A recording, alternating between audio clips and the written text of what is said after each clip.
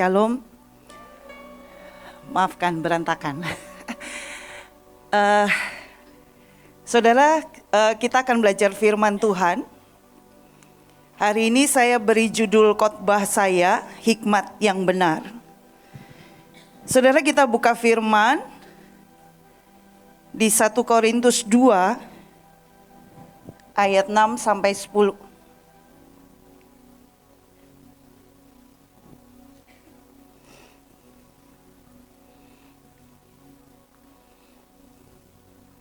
Saudara, Alkitab berkata,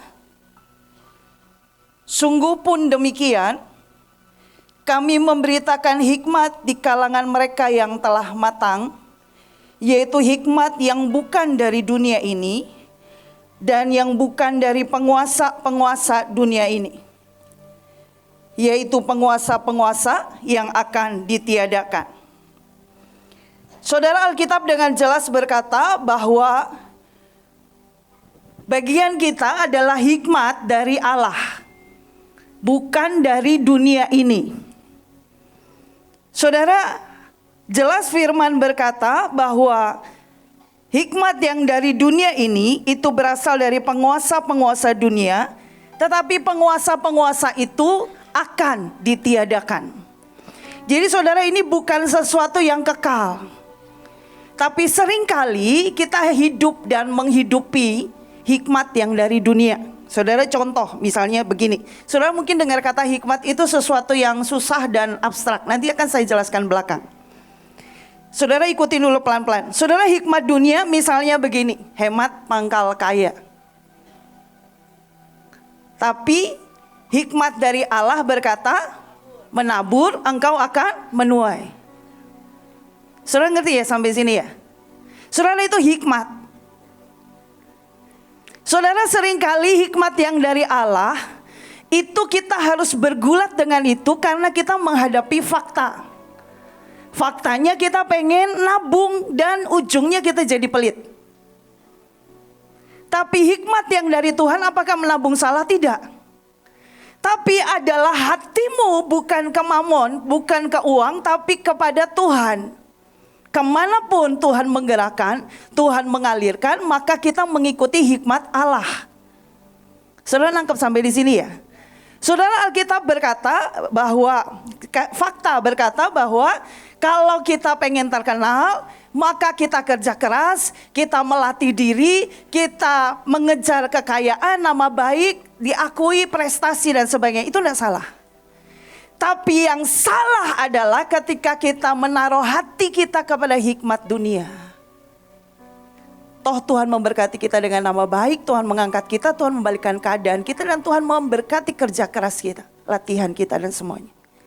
Tetapi waktu kita meletakkan hati kita kepada hikmat surga, maka ayatnya berkata, siapa yang merendahkan hatinya akan ditinggikan.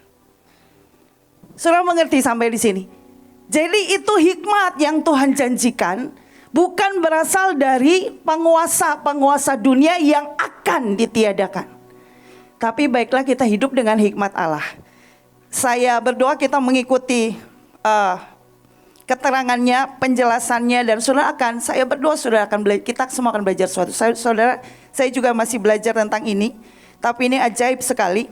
Surah ayat 7 berkata, tetapi yang kami beritakan ialah hikmat Allah yang tersembunyi dan rahasia, yang sebelum dunia dijadikan telah disediakan Allah bagi apa?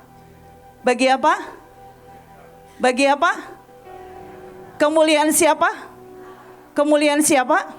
Saudara berpikir kemuliaan itu apa?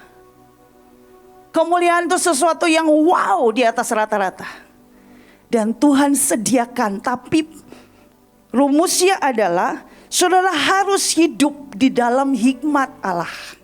Saya teruskan dulu. Ayat 8. Tidak ada dari penguasa dunia ini yang mengenalnya. Sebab kalau sekiranya mereka mengenalnya, mereka tidak menyalibkan Tuhan yang mulia. Saudara, ada sesuatu yang disembunyikan, yang rahasia, yang hanya diwahyukan ketika kita berjumpa dengan Allah. Hikmat itu adalah Allah sendiri. Dia akan mewahyukan dirinya seperti waktu dia mewahyukan dirinya kepada Petrus. Seperti ketika banyak orang tidak kenal dan berkata bahwa dia cuma nabi seperti yang lainnya. Sehingga penyalipan terjadi. Saudara, karena tidak mengenal Allah, mereka merasa bahwa kecewa bahwa Allah tidak menjadi raja seperti yang mereka harapkan. Kita lanjutkan. Ayat 9. Saudara, ini ayat yang familiar sekali. Saya rasa banyak yang kita hafal dengan ayat ini. Ayatnya berkata begini. Tetapi seperti ada tertulis, apa yang tidak pernah dilihat oleh mata, dan tidak pernah didengar oleh telinga, dan tidak pernah timbul di dalam hati manusia, semua yang disediakan Allah untuk mereka yang mengasihi Dia. Saudara, ayat ini seringkali buat orang Kristen cuman berhenti sebatas doa yang dijawab. Oh, Tuhan menjawab lebih dari doa kita. Saudara, yang Tuhan berikan lebih powerful daripada doa yang dijawab, yaitu hikmat. Konteksnya itu judulnya, perikopnya hikmat yang benar. Saudara, Tuhan berikan hikmat untuk kita melihat kemuliaan kita. Untuk kita bertemu dengan segala sesuatu yang tersembunyi dan rahasia.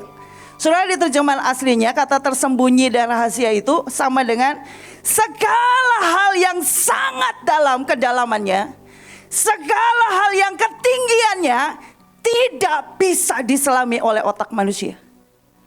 Itu Tuhan sediakan. Itu maksudnya ayat 9. Itu lebih daripada doa yang dijawab. Saudara, hari ini kalau saudara punya hutang 100.000 atau 1 juta, saudara lebih pengen hutangnya 1 juta dijawab Tuhan, atau saudara pengen hidup berkelimpahan sampai kekal? Saudara pilih yang mana? Saudara pilih yang mana? Kejar hikmat. Kekuatan hikmat itu membuat engkau punya sebuah kekayaan rohani yang kekal. Bukan doa yang dijawab hari ini. Engkau utang 1 juta, engkau dapat 1.500.000, selesai. Tidak. Tapi sesuatu yang membuat engkau berjalan dengan Allah, karena engkau punya kekayaan lebih dari sekedar doa yang dijawab. Amin. Kita lanjut dulu, ayat 10. Karena kepada kita Allah telah menyatakannya oleh Roh. Sebab Roh menyelidiki segala sesuatu, bahkan hal-hal yang tersembunyi di dalam diri Allah. Stop sampai di situ. Saudara, kenapa Tuhan menyediakan hikmat buat kita? Tadi jelas Alkitab berkata, sebab sebelum dunia dijadikan, Dia memberikan kepada ayat 9 dan ayat 7 berkata, kepada orang-orang yang mengasihi Dia. Untuk apa? Peruntukannya untuk menyatakan kemuliaan kita. Saudara, saya ajak kita buka ayat lain untuk melihat secara sederhana apa itu kemuliaan dan apa itu orang yang mengasihi Dia. Yohanes 14 ayat 21. Saudara, Yohanes 14 ayat 21, Alkitab berkata begini, barang siapa memegang perintahku dan melakukannya, dialah yang mengasihi aku. Sederhana ya. Jadi kalau saudara hari ini gak baca firman, bagaimana saudara tahu perintahnya, apalagi melakukannya? Kalau kita tidak melakukan perintahnya, tidak melakukannya, tidak mengerti perintahnya, tidak melakukannya, bagaimana saudara bisa berjalan dalam hikmat Allah? Saudara akan tidak berdaya dengan semua masalah yang saudara alami. Kenapa? Karena matamu hanya sebatas fakta. Engkau tidak pernah dibawa melihat kekekalan. Salah satu jalannya adalah hikmat. Saudara, ayatnya saya lanjutkan. Dan barang siapa mengasihi aku Ia akan dikasihi oleh Bapakku, dan aku pun akan mengasihi dia dan akan menyatakan diriku kepadanya. Saudara, ayat ini korelasi dengan yang tadi ya. Ayat 10 berkata, karena kepada kita Allah telah menyatakannya oleh Roh, sebab Roh menyelidiki segala sesuatu, bahkan hal-hal yang tersembunyi dalam diri Allah. Ayat 7 tadi dibilang dia akan menyatakan dirinya kepada kita. Ayat 9 dikatakan dia menyatakannya bagi orang yang mengasihi dia. Di Yohanes dikatakan yang mengasihi dia adalah orang yang menuruti perintahnya dan melakukannya. Sesimpel itu loh. Saudara, punya buat kita itu diberikan sebuah hak kekal, hikmat. Tapi seringkali kita terlalu merendahkan Tuhan dengan menyederhanakan kita cuma butuh doa dijawab. Padahal Tuhan sedang menawarkan sebuah perjalanan, pengenalan, mengungkap semua kedalaman, semua pengenalan sifat Allah, kepribadiannya, keadaannya, keberadaannya, perlindungannya, penyertaannya, dirinya sendiri, cintanya, kasih sayangnya, pemeliharannya, semua yang kekal. Dan kita cuman sampai di sini. Tuhan, aku mau pergi, tolong jangan hujan ya. Tuhan, aku punya utang 1 juta, tolong berkati ya. Tuhan, aku pengen jodoh, tolong ya Tuhan. Aku sangat kesepian dan pengen jatuh cinta. Tuhan, aku pengen makan enak hari ini, tapi aku gak punya duit. Hidup kita seringkali bergulat di situ. Dan begitu itu belum terjadi, kita menghakimi Tuhan dengan cara pandang kita yang sangat sempit. Sudah nangkep sampai di sini ya? Saya boleh lanjutkan? Atau saya ulang dari awal? Ya, saya lanjutkan ya. Saudara, kemuliaan Tuhan janjikan kemuliaan bagi kita. Kata kemuliaan itu berasal dari kata doxa. Sebuah hidup yang penuh kehormatan. Saudara, engkau tidak lagi hidup sebagai orang-orang yang direndahkan, dihina, dianggap tidak berguna dan sebagainya. Engkau tahu waktu engkau berjalan dengan hikmat Allah karena engkau mengenal Allahmu, maka Allah akan mewahyukan dirinya kepadamu dan engkau akan kenal siapa engkau di hadapan Tuhan. Dan itu membuat engkau dihormati. Saudara, Saul, dia orang yang sangat minder, dosanya paling parah itu minder. Alkitab berkata semua yang diingini seluruh bangsa Israel ada padanya. Bayangkan, sampai Alkitab bilang begitu, gak pernah ada yang dibilang begitu. Tapi dia sangat minder, merasa bukan siapa-siapa. Wah, dia kalah jauh lah sama Daud. Secara kejahatan dia tuh saleh, bener, bagus. Oke, hidupnya lurus sempurna. Tapi mindernya membuat dia tidak pernah menghargai apa yang Tuhan beri. Saudara, hari di mana dia dilantik jadi raja, saudara tahu apa yang terjadi? Dia tidak berdiri di depan. Dia memilih sembunyi di balik tong di gudang. Semua orang mencari dia. Waktu ketemu nabi-nabi bukan berkata, aduh ayolah Saul, ayo semangat Saul, ayo kamu bisa Saul, ayo kamu diberkati Saul, ayo kamu tuh dipilih Tuhan dan segala macam. Enggak. Mereka berkata, yang begini ini akankah jadi raja buat kita? Dihina kok. Saudara, kalau engkau tidak pernah mengerti bagaimana Tuhan memberikan padamu kehormatan, engkau tidak bisa menghormati dirimu, caramu bicara, caramu duduk, caramu, sikapmu makan, sikapmu hidup, sikapmu berpendapat, sikapmu memandang segala sesuatu, maka jangan harap orang akan menghormati engkau. Saudara, kata kemuliaan yang berikutnya adalah hikmat yang membuat kita menjadi orang yang bersinar terang dalam segala kemegahannya. Saudara, yang saya sampaikan mungkin saudara berkira, aduh sulit sekali bahasanya ya. Kok ketinggian? Nanti akan saya bawa sampai yang sederhana sampai saudara mengerti. Tapi itu loh yang Tuhan janjikan. Apapun yang dibuat dalam hidupmu, itu akan menjadi sinar terang dalam segala kemegahannya. Dan itu janji Tuhan. Buat kita yang mengasihi Dia, Tuhan akan menyatakan kemuliaan kita. Saudara, saya mau ajak kita buka di ayat berikutnya. Di Amsal 1 ayat 20 sampai 26. Saudara, ini yang kita buat yang terjadi dalam hidup kita. Hikmat berseru nyaring di jalan-jalan. Di lapangan-lapangan yang mendengarkan suaranya, di atas tembok-tembok ia berseru-seru di depan pintu gerbang kota. Ia mengucapkan kata-katanya, berapa lama lagi hai orang-orang yang tidak berpengalaman, kamu masih cinta kepada keadaanmu itu. Pencemooh masih gemar kepada cemooh dan orang bebal benci kepada pengetahuan. Berpalinglah kamu kepada teguranku, sesungguhnya aku hendak mencurahkan isi hatiku kepadamu dan memberitahukan perkataanku kepadamu.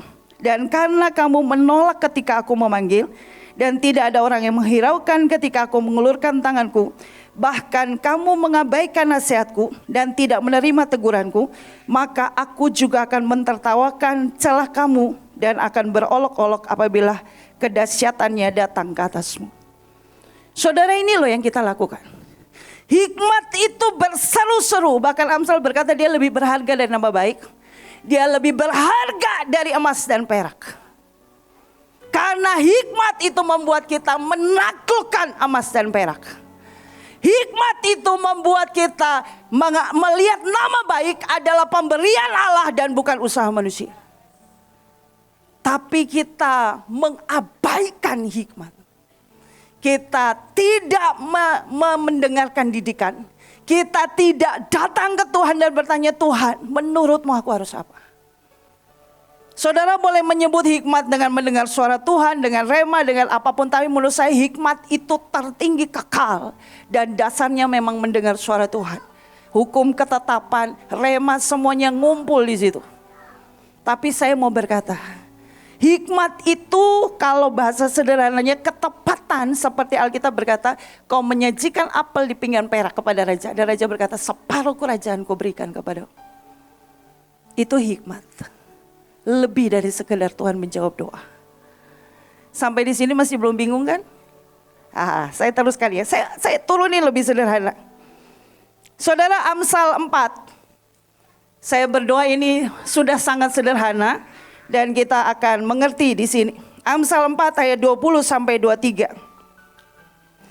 Saudara, firman-Nya berkata, hai anakku, perhatikanlah perkataanku, arahkanlah telingamu kepada ucapanku.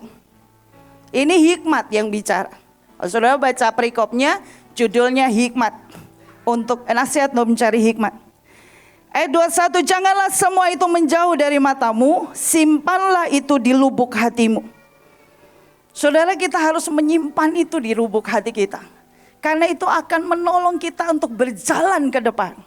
Ayat 22 berkata, karena itulah yang menjadi kehidupan bagi mereka yang mendapatkannya, dan kesembuhan bagi seluruh tubuh mereka.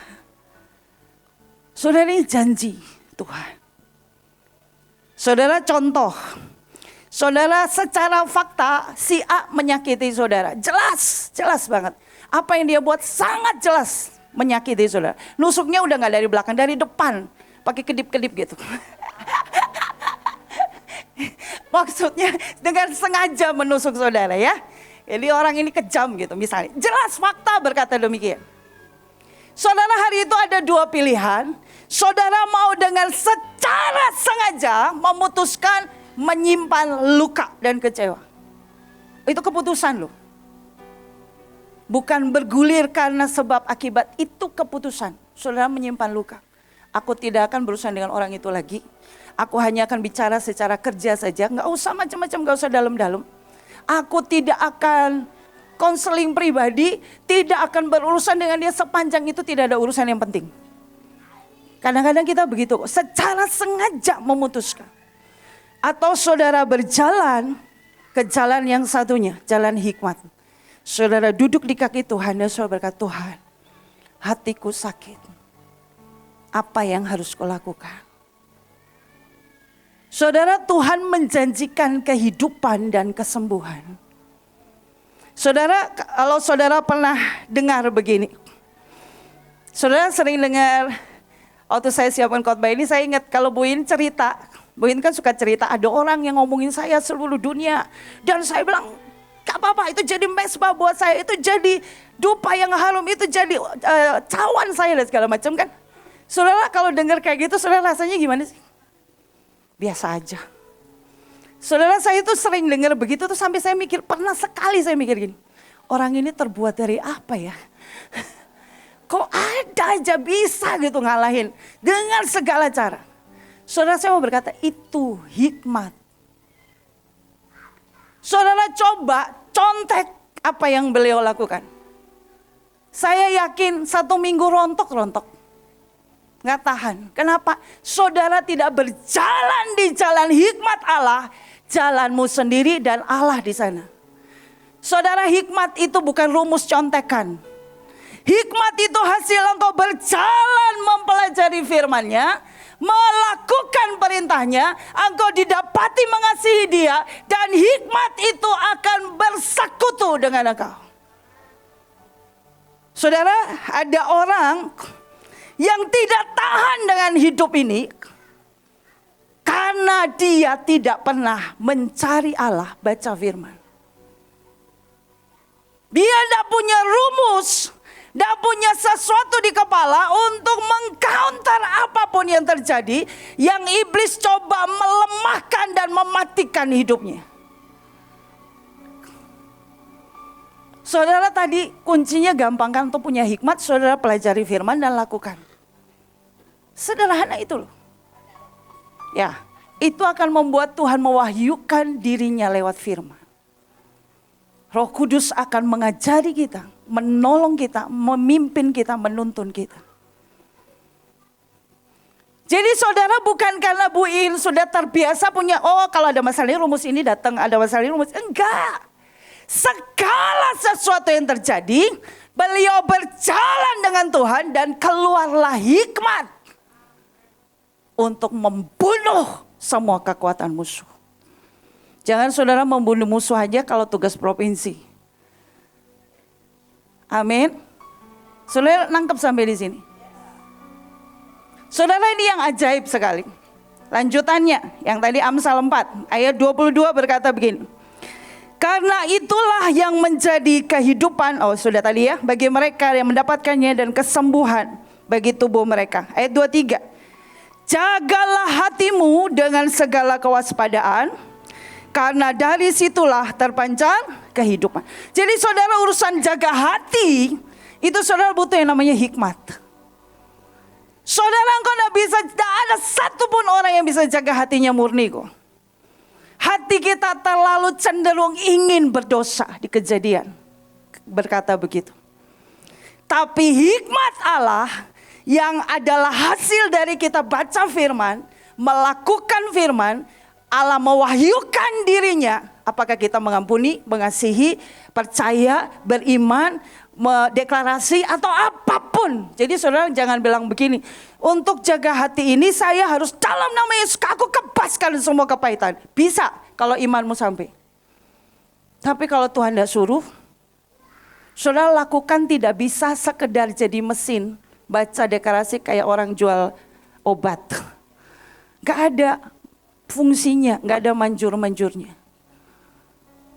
Ya, seperti beberapa waktu yang lalu, Kabet itu pernah khotbah dan beliau berkata begini, seringkali kita bilang tolak dalam nama Yesus. Tapi habis itu, ya itu datang lagi, itu ada di hidup kita. Kenapa?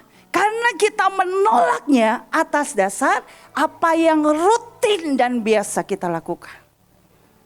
Saudara, untuk berkat pun ada orang yang berkata, oh harus ambil mana pagi.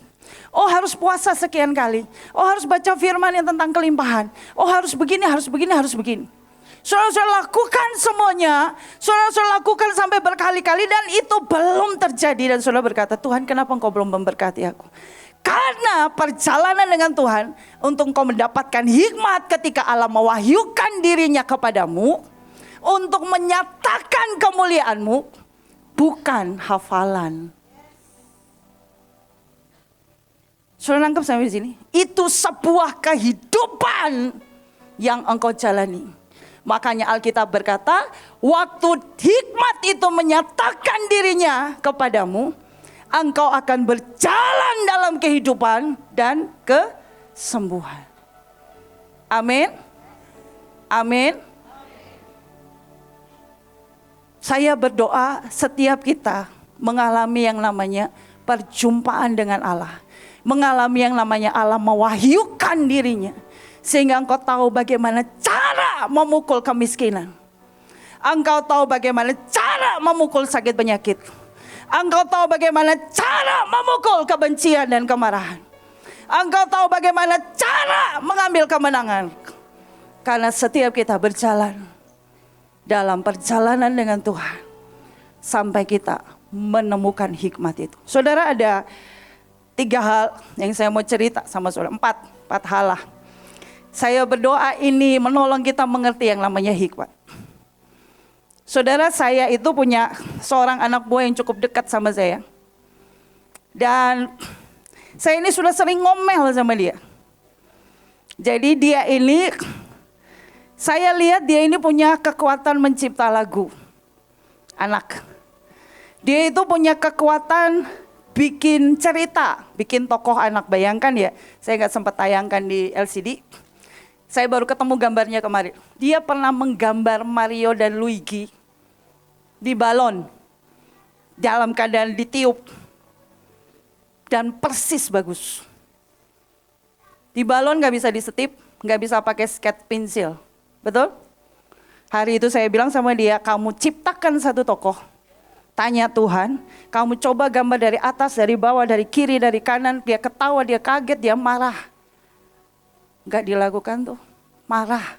Karena dia berkata, aduh Miss Irene ini kasih tugas kok susah banget. Saya ini cuma nyontek. Loh, saya suruh nyontek aja gambar di balon gak bisa kok. Orangnya ada di sini. Sekalian saya ngomel.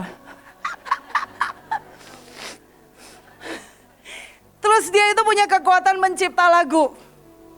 Saudara, dia sekali mencipta lagu. Lagunya itu panjang dan rumit. Saya bilang, kenapa kamu jadi rumit ya, gak bisa sederhana. Saudara tahu gak? Dulu waktu dia jadi guru, sekarang kan saya ceritanya mempercayakan dia beberapa hal, saya kasih dia pekerjaan tambahan. Waktu dia cuma jadi guru dalam kesederhananya, dia hidup dengan Tuhan. Dia tuh bisa cipta lagu sesederhana ini loh. Dia cipta lagu tentang cuci tangan. Jadi anak TK itu kalau cuci tangan, nyanyi, mandi, nyanyi, selamat pagi nyanyi, antri nyanyi, apa aja nyanyi. Salah satunya lagunya cuci tangan. Dia bikin lagu cuci tangan, cuci tangan, cuci tangan. Cuci tangan, cuci tangan, cuci tangan, cuci tangan sebelum kita makan. Sesederhana itu.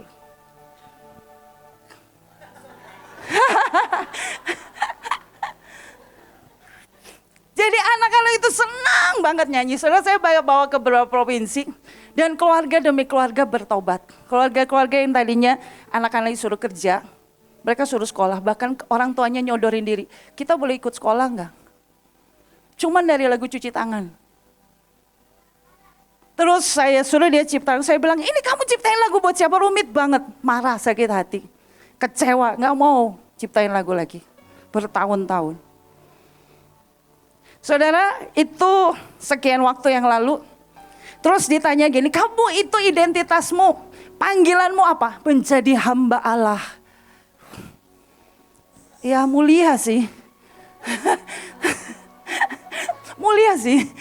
Cuman apakah dengan kamu menjadi hamba Allah, kamu melihat kegenapan janji, melihat kemuliaanmu dinyatakan? Enggak. Gak tahu kok hamba Allah itu gimana ya. Kalau saudara mau tahu, satu hari saya tegur dia. Saya bilang, kamu itu seharusnya Tuhan buat jadi besar. Terus dia nangis, saya ingat banget, saya tuh tegur di pinggir jalan. Nangis dan bilang begini, saya bisanya cuma kasih makan Yehuda, saya gak cari pembantu. Saya mau kamu melihat Tuhan. Saya kalau mau cari orang yang kasih makan Yehuda, saya bisa ambil pembantu lainku yang gak perlu ngerti firman. Saya bawa kamu main sama anak saya supaya kamu perkenalkan Tuhan buat anak saya. Saudara, satu hari saya khotbah lagi, beberapa waktu yang lalu saya khotbah. Ceritanya dia bertobat. Dia ngerti, dia nangis dan segala macam, tapi dia tidak tahu harus lakukan apa. Dan saudara, ini yang dia lakukan. Saya tuh baru ngobrol sama dia. Saya tanya, waktu kamu dengar saya khotbah, kamu lakukan apa? Saya sampai di rumah, saya ambil Alkitab, saya baca firman, dan firmannya itu tentang Yusuf.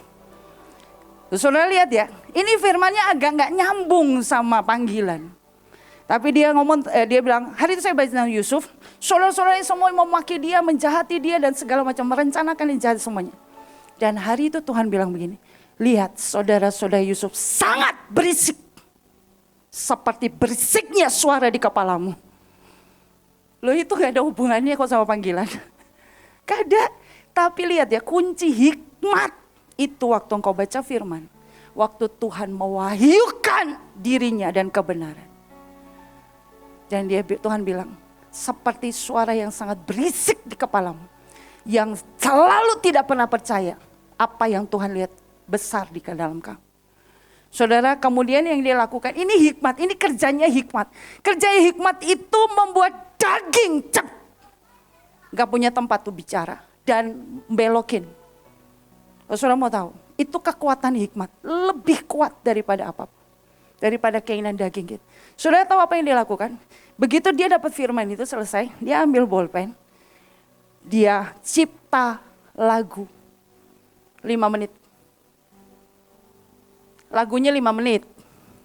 Ya saya gak tahu diciptain berapa lama, tapi lagunya 5 menit. Begitu selesai cipta lagu, dia dapat line, ada lomba cipta lagu. Dia ikutkan. Dia mengalahkan 250 peserta. Saudara mau tahu hadiahnya? 2,5 juta. Kisarannya ya. Jadi dia masuk 10 besar. Kisarannya juara 1 25, juara 2 15, juara 3 10 juta, 7 peserta terbaik 2,5 juta. Minimal 2,5 juta di tangan. Saudara lihat, itu hikmat. Lebih dari doa yang dijawab. Karena di dalamnya itu ada pertobatanmu, ada kerinduanmu mencari Allah. Dan waktu engkau mencari Allah, Allah mewahyukan dirinya. Untuk apa? Untuk engkau melihat kemuliaanmu. Saudara, di tengah dia marah sama saya, dia tuh jualan ATK. Suaminya ada di sini, sekalian saya ngomelin. Dia jualan ATK, apa yang salah? Gak ada yang salah dia jualan ATK. Tapi bukan itu hikmat Tuhan.